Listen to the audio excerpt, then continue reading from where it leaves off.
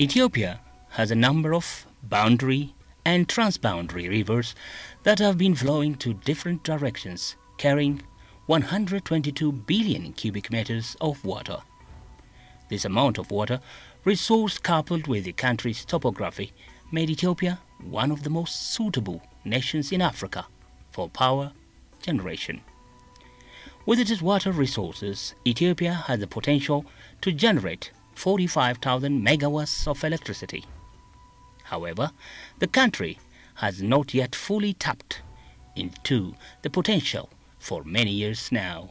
Due to this fact, sizable number of the country's population has no access to electricity.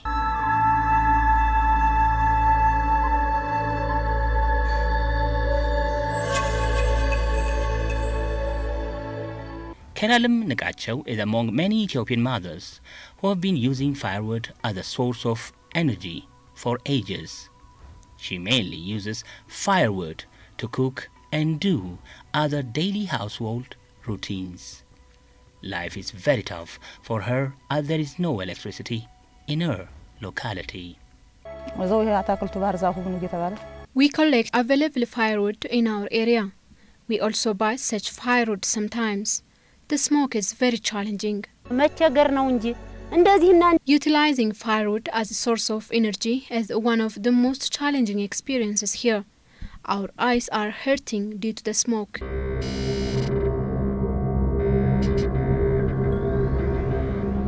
Ethiopia started providing electric service from diesel generations during the reign of Emperor Menelik.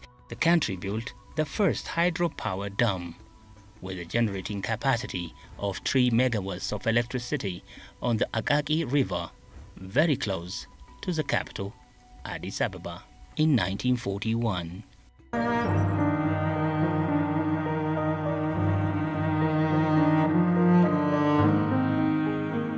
In the following years, Ethiopia had managed to build small hydropower dams in different places, but they were unable to satisfy the country's energy demand meaningfully. 50 years down the road, from 1941 to 1991, the country was only able to produce 370 megawatts of electricity from its hydropower dams. It was after 1991 that Ethiopia's energy revolution has begun. The available energy during that time was very low and was unable to satisfy the need of the people and the country's economy. So there was a need to change the reality by designing strategies, programs and projects for an extensive power development. The Ethiopian government clearly understood that it is impossible to ensure fast economic growth in the absence of sufficient electric power. So, the government designed electric power development policy and started a new chapter by building Gibe 1 hydropower dam. Ethiopia has faced many challenges in the process of building the dam.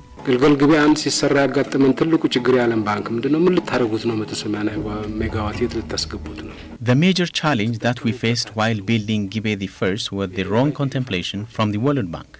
The institution questioned the importance of building 180 megawatts of electricity for Ethiopia's poor economy. According to the bank, the proposed power project was big, and generating 50% of what the country has produced in 30 years' time is irrational. This challenge did not stop Ethiopia from its long journey of power development. The country built the dam, which has the capacity of producing 184 megawatts of electricity in 2004.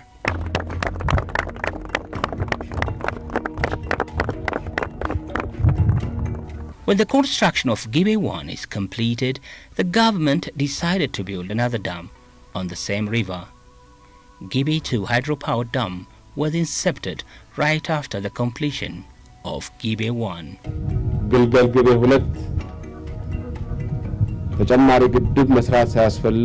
The Gibe's second project didn't require construction of additional dam. The study approved that we can produce 450 megawatts of electricity from here. So we give a due emphasis to this project from now on.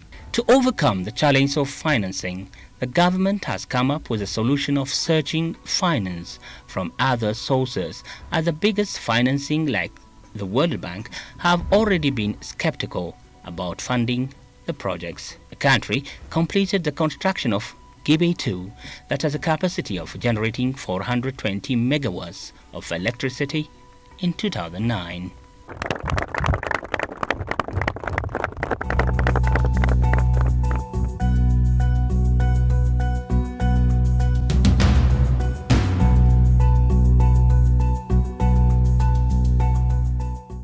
This was the time when Ethiopia's economy started to grow remarkably, and there was obviously a growing demand for energy.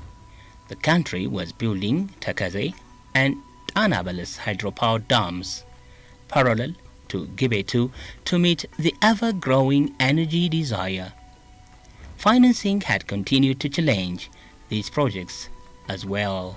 We fully financed the Tekeze power project. The majority of the Anabeles project was also covered by our government, because if you're waiting for financiers, you won't do anything.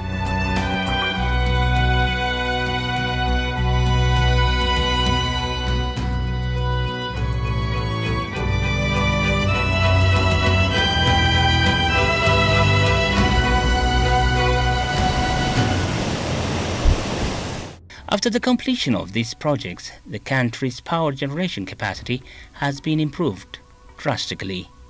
As a result, socio-economic activities and modern life have been expanded. As the country's electric power supply grew and became reliable, we are seeing an increasing flow of foreign direct investment into the country from China, India, Turkey and many other countries. Having cheaper electric power is an engine for economic transformation. Small and micro enterprises are also benefiting from this. It has created an opportunity for them to accumulate wealth. Though the country's power generation capacity has increased, the demand for energy has also been growing even more than the capacity.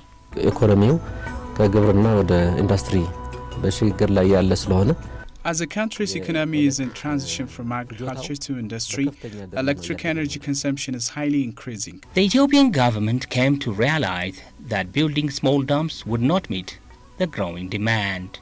Thus, the country commenced the construction of Gibe 3 hydropower dam, which has a capacity of 1,870 megawatts of electricity in 2006.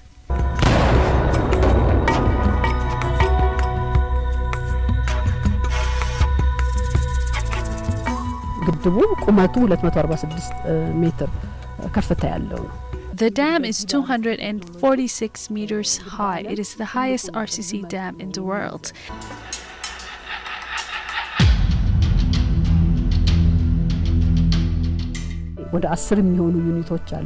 It has around 10 units. Each has the capacity of generating 187 megawatts of electricity.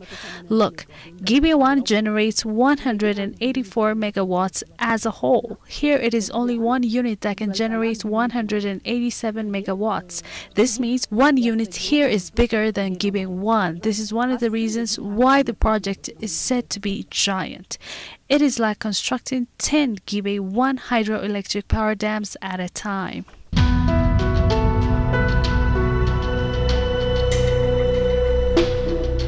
When the construction of the dam began in 2006, several foreign powers have echoed their objection from different directions. ከነዚህ ኤንጂኦዎች የኬንያም ዓለም አቀፍ የሚባሉም ኤንጂኦዎች 3 to 4 NGOs from Kenya and abroad fiercely protested the construction of the dam. They said it's a ruthless dam and has to be stopped. Many criticisms were written on Gibe 3. Some of the criticisms that say it could displace many citizens, could even dry Lake Turkana, and many more.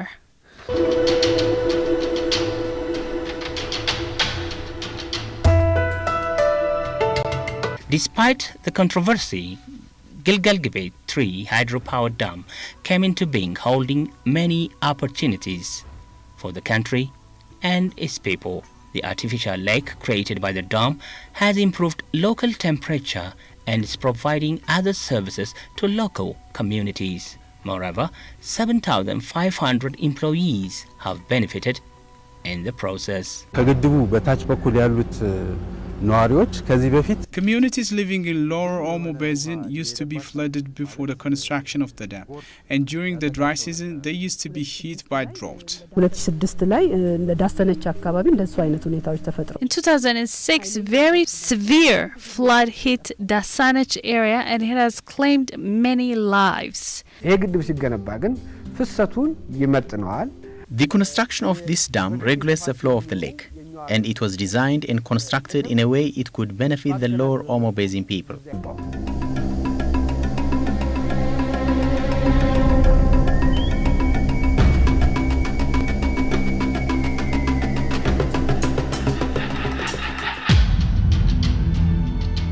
While the negative campaign went on, Ethiopia has continued its construction, providing necessary explanations, discussing with the concerned bodies. The campaign continued equally, and it was not something to leave and move, as it had a huge impact on lending institutions.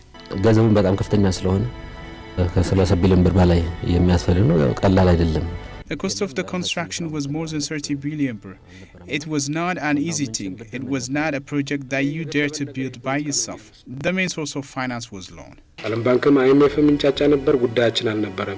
I didn't believe this political game was a challenge to us. The World Bank and IMF have been complaining all the time. It wasn't our concern. Our prior agenda was sustaining our economic growth. We decided to do everything necessary for our development. So our critical challenge was we didn't have money. Due to such outcry, the European Investment Bank, African Development Bank and the World Bank all refused to provide loan for the construction of the dam. This was the toughest challenge to face for developing countries like Ethiopia.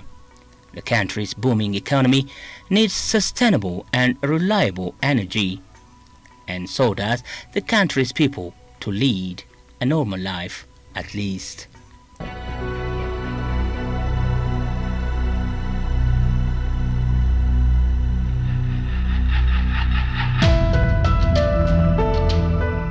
Against this backdrop, Ethiopia decided to build a project much bigger than Gibe 3 hydroelectric power dam. So, the East African nation made itself ready to build mega projects that can make a difference in the power development sector. In April 2, 2011, the great Ethiopian leader Meles Zenawi laid a cornerstone to build Africa's biggest hydropower dam on the world's longest river, Nile. ዛሬ በአባይ ወንዝ ላይ ሊገነባ የሚችለውን ትልቁን የሚሌኒየም ግድብ ግንባታ በማስጀመር Today, by commencing the construction of the Grand Ethiopian Renaissance Hydropower Dam on the River Nile, we smash our long-standing challenge. As all our dams are smaller than these, we send a clear message that we haven't only the interest to utilize our rights, but also have the capacity to do so. ፍላጎቱ ብቻ ሳይሆን አቅሙም እንዳለን ወንዙም አካባቢውም ተራራውም ነበረ ይሄን ቦታ The river, the mountains, and everything were here for so many years. How did we achieve all this progress now? This shows that the leadership has made a difference. Starting with Abba Samuel, which produces 3 megawatts of electricity, we have now reached at a point where we could produce 6,450 megawatts of electricity with the Grand Ethiopian Renaissance Hydropower Dam. This is a big hope for us. When the construction of the Grand Ethiopian Hydropower Dam begins, the North African country, Egypt, was suspicious about the project. However, studies have made it clear that it benefits not only Ethiopia, but also Sudan, Egypt, and all the riparian countries. Ethiopia doesn't want to utilize the Nile River alone. The country believes in fair and equitable utilization of the resource. It's just a matter of principle. When we develop the resource together, we protect, utilize and grow together.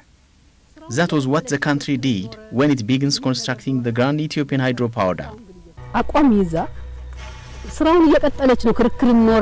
While clarifying unclear things for concerned bodies, Ethiopia was on work building the dam continuously. There was no time in which we stopped working. The Grand Ethiopian Hydropower Dam is 1,780 meters long and 145 meters high.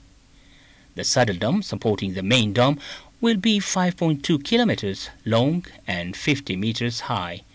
It will have an emergency side spillway to discharge water directly into the reservoir. Most of the works are accomplished. The works next are most complex and demand greater cooperation and precision. The construction work is going fast. The general percentage is also going well. The government's decision to engage local company in the construction of the dam was a right decision. It helped to do the work in a reliable manner from the beginning up to now.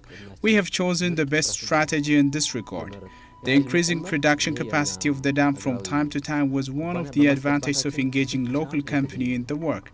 When the contract was signed, the production capacity was 5,250 megawatts. Metal and Engineering Corporation comes up with the idea of boosting its production capacity to 6,000 megawatts. It was an increment of 750 megawatts at a time. They have been working tirelessly to achieve more than what was said in the contract. Now the production capacity of the dam is 6,450 megawatts. It won't stop there. There is a probability in which it might grow to 6,520 megawatts. Ethiopia. To satisfy the growing demand for energy from different directions, Ethiopia has also been producing power from other renewable sources as well. We shouldn't depend on hydropower alone. Drought in the past year taught us a big lesson. Most of our dams had no sufficient water during that time. To overcome such challenges, we have to harness power from the wind, solar and geothermal. We have set strategy to develop power from such renewable sources in the second GTP.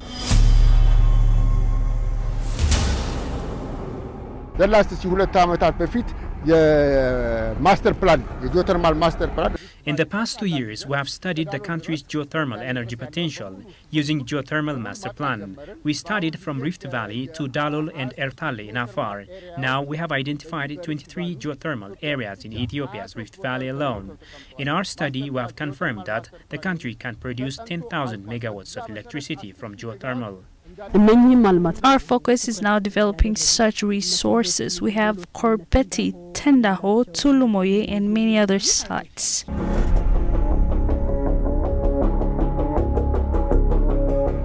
The development of geothermal energy demands thorough and vast researches. Once the existence of the resources is confirmed, it needs excavation of 2 to 3 kilometers deep hole as well. It is really a tiresome job to do, but after all, these processes are accomplished and power generation begins. It is the most reliable source of renewable energy. Geothermal is better than any other source of renewable energy by its very nature. As you can see, once it is opened, we can keep it open for years. This means once we connected it to the turbine, we can generate power for many years with little maintenance. You cannot harness power from geothermal easily. You have to invest a huge amount of money and get reliable energy for many years. Understanding the country's potential in geothermal energy, the government is doing its level best to generate 500 megawatts of electricity in the second growth and transformation plan.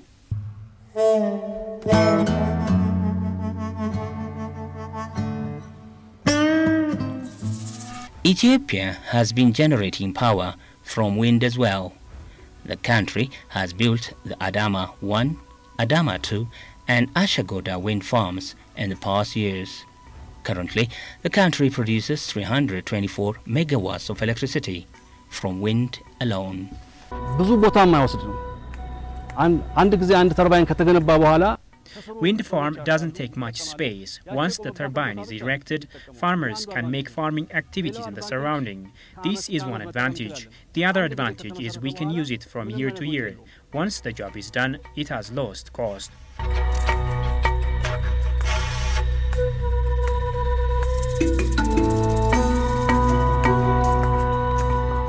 To properly utilize the untapped potential in the sector, Ethiopia aspires to generate 1,224 megawatts of electricity by the end of the second growth and transformation plan. Electric power that Ethiopia produces from all sources of renewable energy has been increasing from time to time. This remarkable progress has in turn been enhancing socio-economic growth of the country.